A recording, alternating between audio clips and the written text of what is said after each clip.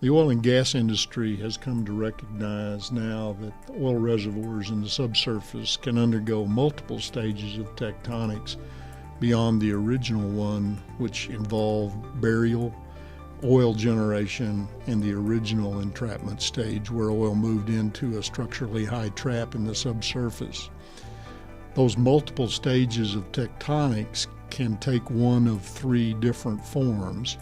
And what we're going to do today is we're going to talk about the first kind of tectonic adjustment that occurs in the subsurface, which moves oil around and creates what we like to call a residual oil zone, or ROZ, wherein water has invaded a formerly oil trap portion of a reservoir, and the only oil left in that portion of the trap is that what we call residual oil that's in corners of the pore spaces or perhaps attached to the rock surfaces itself.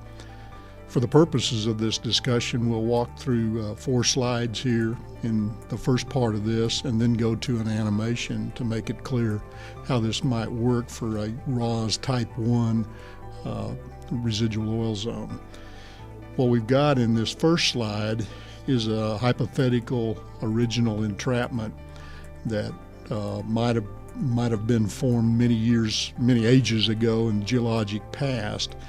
And what we're going to do is, in the case of this first type of ROZ, we're going to tilt the left side, or what we call the west side of this hypothetical trap, down and actually move oil out of the trap and displace a portion of that pore space, or a wedge of that pore space, with water.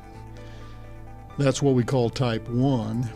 And then Type 2 is a different kind of a readjustment due to tectonic activity, and it's one that would activate a fault perhaps in the subsurface, and some of the oil, or maybe all of the oil, leaked out of that subsurface trap, that paleo trap, that original trap, and water invaded vertically from below and created a smaller trap, or perhaps no trap at all.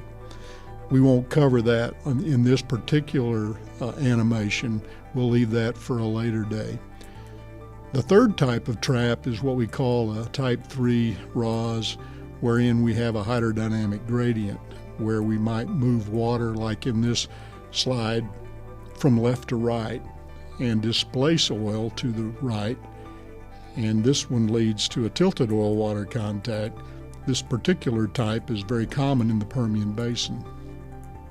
But let's go back to Type 1, and that's what we're going to concentrate on in this presentation. And we have an animation to help you understand how this one might occur in the subsurface.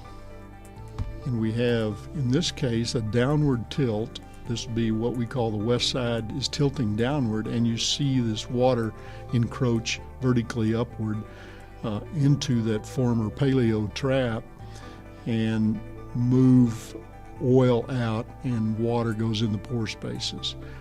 On the east here, we're losing oil past the spill point. It's going out to the east, probably to another entrapment, a secondary entrapment somewhere off to the east. In this case, the ROZ that's formed is a wedge shape with its thickest side on the west, and the oil-water contact that was in the paleo trap is now moved down and forms the base of the ROZ, whereas the new oil-water contact, which has to be horizontal due to gravity effects, creates the top of the ROZ, and so we have a wedge shape with its thickest side on the west side of the paleo trap. And that's the target that we go after with enhanced oil recovery. When the oil saturations are sufficient, we can get that economically in today's methods of EOR.